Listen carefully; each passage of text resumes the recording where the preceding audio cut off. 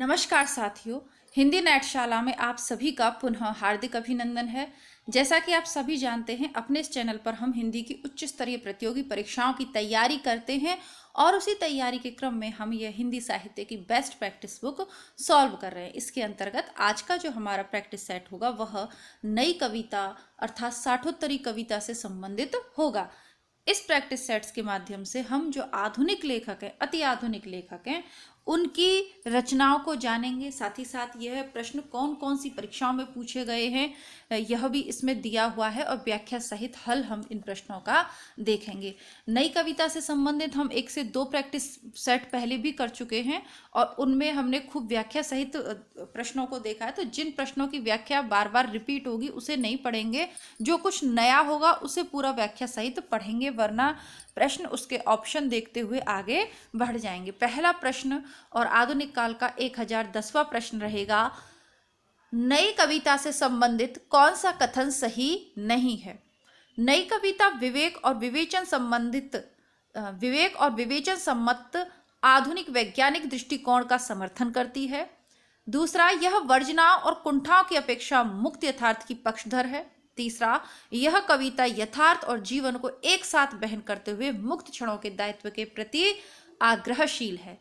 Option number D, यह आधुनिकता और समसामयिकता के संदर्भ में विराट मानव के महत्व को प्रदर्शित करती है। यह आपका आरपीएससी 2014 में पूछा हुआ है, तो आपने ये बार बार पढ़ा है। नई कविता में किसकी बात है? लघु मानव की बात की गई है। लघु मानव शब्द सबसे पहले पढ़ा ही हमने नई कविता के संदर्भ में, तो ये विराट मानव और लघु मानव, ये ऑप्शन नंबर डी यहाँ पर गलत है। बाकी तो सही बात है, वैज्ञानिक दृष्टिकोण भी है, यथार्थ का भी है और मुक्त क्षणों का दायित्व, वो सब कुछ सही है। गलत क्या है कि ये विराट मानव की बात करती है, गलत है क्योंकि ये लघु मानव की बात करती है।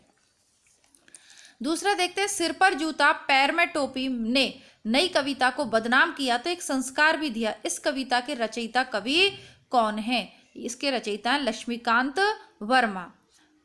लक्ष्मीकांत वर्मा की अन्य रचनाएं अतुकांत और तीसरा पक्ष। तो ये DSSB PGT में पूछा हुआ था कि सिर पर जूता पैर में टोपी ने नई कविता को बदनाम किया तो एक संस्कार भी दिया।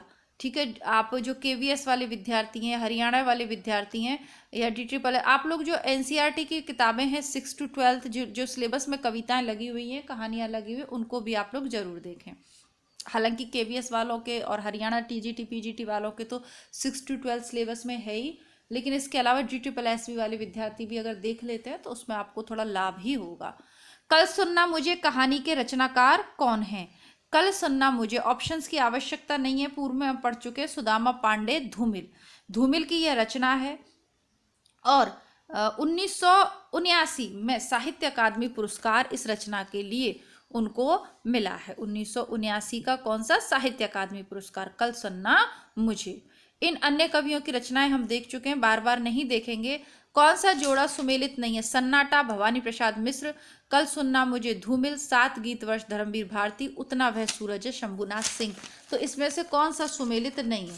तो उतना वह सूरज है, यह सुमेलित नहीं है। उतना वह सूरज है, यह शंभुनाथ सिंह का नहीं है, क्योंकि उतना वह सूरज है के रचनाकार भारत भूषण अग्रवाल जी हैं। भारत भूषण के अन्य काव्य संग्रह छवि के बंधन, जागते रहो, मुक्ति मार्ग, ओ अप्रस्तुत मन, कागज के फूल, एक उठा हुआ हाथ, अनुपस्थित लोग, अन्य विकल्प सुमेलित हैं। ठीक है, आगे देख लेते हैं। पुनः यही है कि सुमेलित कौन सा नहीं है। तो रामदास की हत्या रघुवीर सहाय, कुआनो नदी सर्वेश्वर दयाल सक्सेना, सतपुड़ा के जंगल भवानी प्रसाद मिश्र और संसद से सड़क तक नागार्जुन। हम सभी जानते हैं संसद से सड़क तक धूमिल की है ना। सुदामा पांडे का प्रजातंत्र, कल सुनना मुझे और संसद से सड़क तक तो धूमिल की प्रसिद्ध रचनाएं हैं। ठीक है, तो ये ऑप्शन नंबर डी इसका गलत है। कुआनो नदी आपके नेट के सिलेबस में भी है, इस संग्रह की कविताएं। सतपुड़ा के जंगल भी आपके नेट के सिलेबस में है। रामदास की हत्या ये थोड़ा नया है, इसको देख लीजिए, रघुवीर सहाय की है। रघुवीर सहाय की अब तक आपने आत्महत्या के विरुद्ध देखा होगा, लेकिन ये एक नई रचना है, आत्महत्या के विरुद्ध और रामदास की हत्या, आत्महत्या हत्या। तो थोड़ा सा इस तरीके से लगाने की कोशिश करिएगा ट्रिक से। और तो ये रामदास की हत्या या रघुवीर सहाय की है।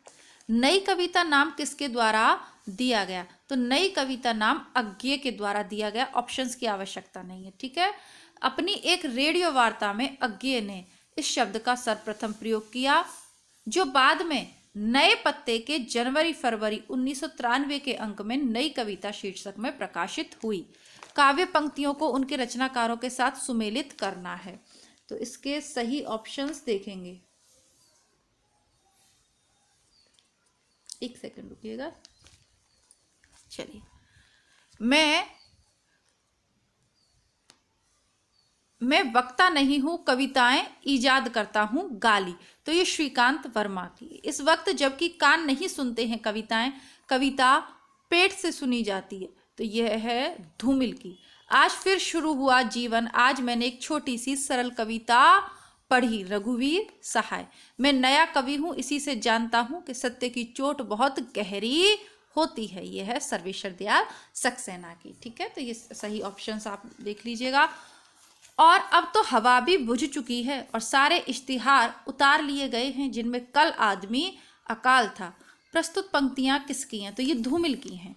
आपके नेट 2019 वाले में ये पूछा गया है। ये धूमिल की हैं। सुदामा पांडे धूमिल जी ने अपनी कविता के द्वारा राजनीतिक, सामाजिक तथा आर्थिक विषमता पर तीव्र प्रहार किया है। धूमिल जन सरोकारों के कुशल चितेरे हैं। उनकी कविता हत्यारों के खिलाफ एक लड़ाई है। अब अन्य जो कविताकार है ना, उनकी भी प्रसिद्ध पंक्तियां दी हुई हैं। जरूरी नहीं है पेपर में ये पूछे, ये अनावश्यक व्याख्या है एक तरीके से, लेकिन फिर भी देख लेते हैं।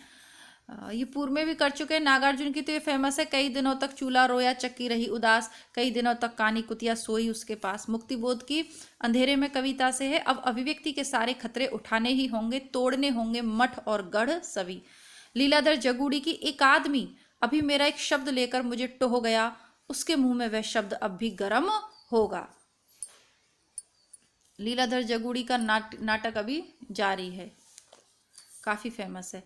किस कवि का संबंध नवगीत विधा से नहीं है? तो माहेश्वर तिवारी का नहीं है।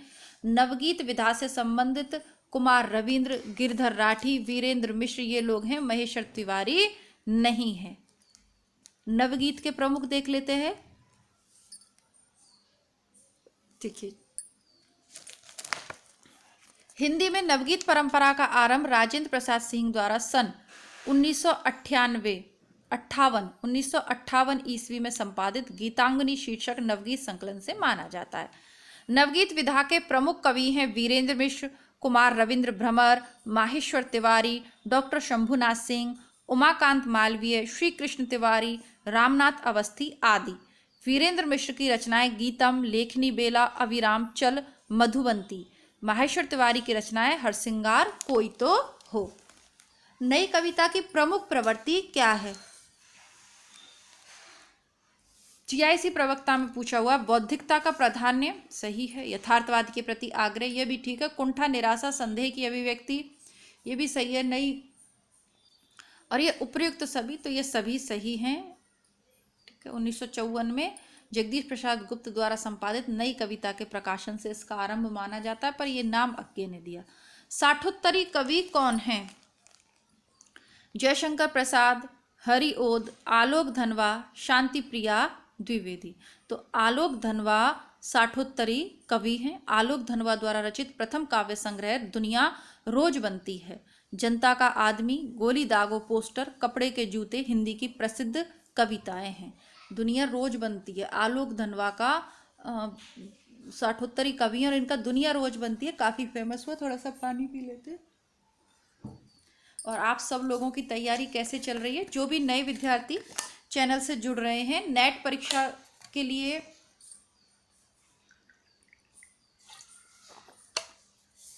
असिस्टेंट प्रोफेसर परीक्षा के लिए जुड़ रहे हैं, या फिर आप लोग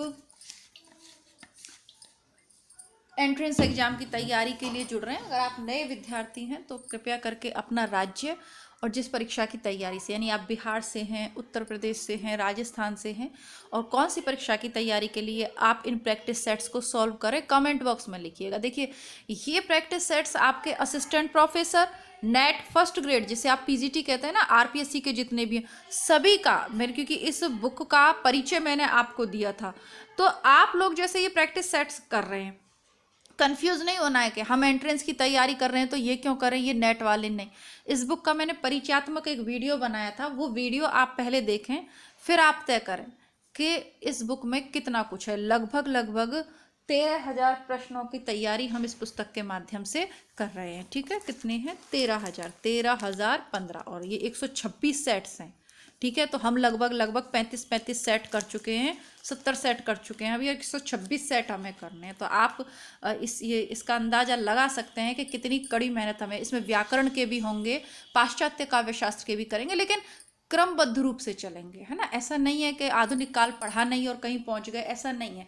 अब ये 126 सेट हम एक ही चैनल पे नहीं कर सकते, इसीलिए जो हमारे दोनों चैनल हैं, हिंदी नेटशाला और हिंदी बुकशाला, 2 चैनल है अपने। तो हिंदी नेटशाला पे हम आधुनिक काल के करेंगे, क्योंकि आधुनिक काल में ये पद्य करने के बाद फिर गद्य के चालू हो जाएंगे, उपन्यास, नाटक, निबंध, कहानी और वो सब अन्य गद्य विधाएं, वो सब। तो आधुनिक काल अपने आप में बहुत ज़्यादा विस्तृत है। तो आधुनिक काल किस पे कर रहे हैं हम, हिंदी नेटशाला पे। इसी के साथ साथ हिंदी बुकशाला चैनल पर भी हमारा आदिकाल पूरा हो गया और भक्ति काल के अंतिम चरण में हम चल रहे हैं, फिर रीतिकाल करेंगे, और हमारा उधर तो हमारा रीतिकाल तक हो जाएगा पूरा, इधर आधुनिक काल पूरा हो जाएगा। तो एक साथ हमारी इतनी अच्छी तैयारी हो जाएगी। ठीक है, तो देखिए 126 सेट उसमें दिए हैं, पर हमारे 35-70 वीडियो हुए, सेट हमारे बहुत सारे हो गए। तो दोनों चैनल आप लोग हिंदी नेटशाला पे देखते हैं, लेकिन हिंदी बुकशाला वाला वीडियो आप लोग नहीं देखते।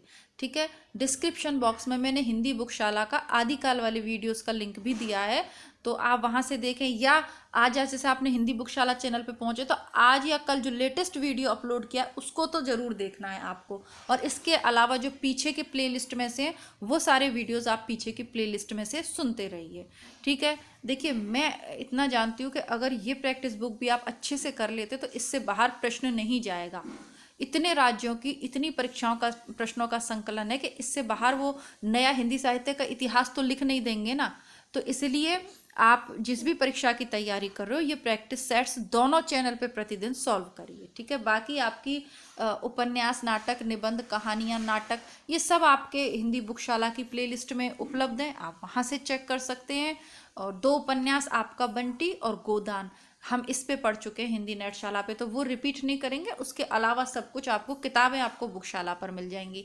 और जो पढ़ाई से संबंधित हैं, जो सिर्फ स्टूडेंट के लिए हैं, जैसे हिंदी साहित्य का सरल इतिहास, सरस्वती पांडे, गोविंद पांडे का इतिहास, रामचंद्र शुक्ल का इतिहास, तो ये सब जो केवल विद्यार्थियों के लिए वो हिंदी नेटशाला पे आपको मिल जाएंगे। बहुत सारी फेमस कविताएं आपकी, है ना, आदिकाल, मध्यकाल और आधुनिक काल की कविता, ये सब आपको हिंदी नेटशाला की प्लेलिस्ट में मिल जाएंगी। फिर भी अगर कोई संशय हो तो कमेंट बॉक्स में आप लिखिएगा, साथ ही साथ किस परीक्षा की तैयारी के लिए जुड़ रहे हो वो भी लिखिएगा।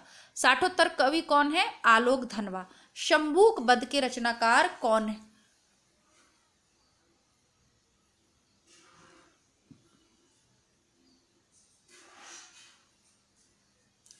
अब ये शंभूक बध के रचनाकार कौन है। डाइट के पीजीटी 2014 वाले में ये प्रश्न पूछा गया था, डाइट भर्ती वाले में, लेकिन इसमें गलती ये है कि शंभूक नाम से रचना तो जगदीश गुप्त ने की है, और शंभूक बध नरेंद्र कोहली ने, शंभूक बध तो किसी ने लिखा ही नहीं। शंभूक की हत्या नाम से रचना नरेंद्र कोहली ने की है, यानी शंभूक बध कोई रचना नहीं है। शंभूक रचना है जो जगदीश गुप्त की है, शंभूक वध, और शंभूक वध ना होकर शंभूक की हत्या ये नरेंद्र कोहली की है। तो ये अलग अलग जो है रचनाकारों की है, लेकिन शंभूक वध नहीं है, शंभूक की हत्या है और खाली शंभूक है। ठीक है, आगे देखते हैं।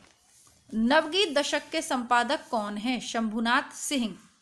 ठीक है, नवगीत दशक के संपादक हैं शंभुनाथ सिंह। इनके गीत संग्रह रूपरश्मि, मनवंतर, छायालोक, उदयाचल, दीवालोक, जहां दर्द नीला है, और समय की शिला पर।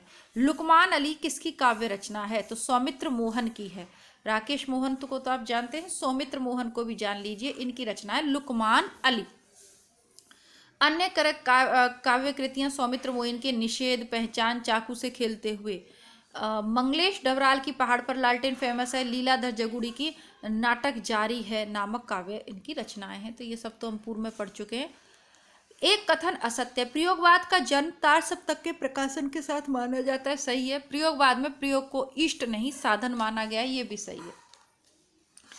प्रयोगवादी कविता हास्योन्मुख मध्यम वर्गीय समाज के जीवन का चित्र। ठीक है। नई कविता प्रयोगवाद का विकसित रूप नहीं है, ये गलत है, क्योंकि ये जब नई कविता प्रारंभ किया था प्रैक्टिस सेट, तो जो जब भी कोई नया शीर्षक या नया टॉपिक पे हम पहुंचते हैं तो उससे संबंधित जानकारी मैं आपको देती हूँ। उसमें मैंने आपको बताया था कि नई कविता एक्चुअली प्रयोगवाद का विस्तार है। वो प्रयोगवादी कवियों ने भी नई कविता लिखी है। तो ये ऑप्शन डी इसका गलत है, क्योंकि ये तो उसका विकसित रूप है।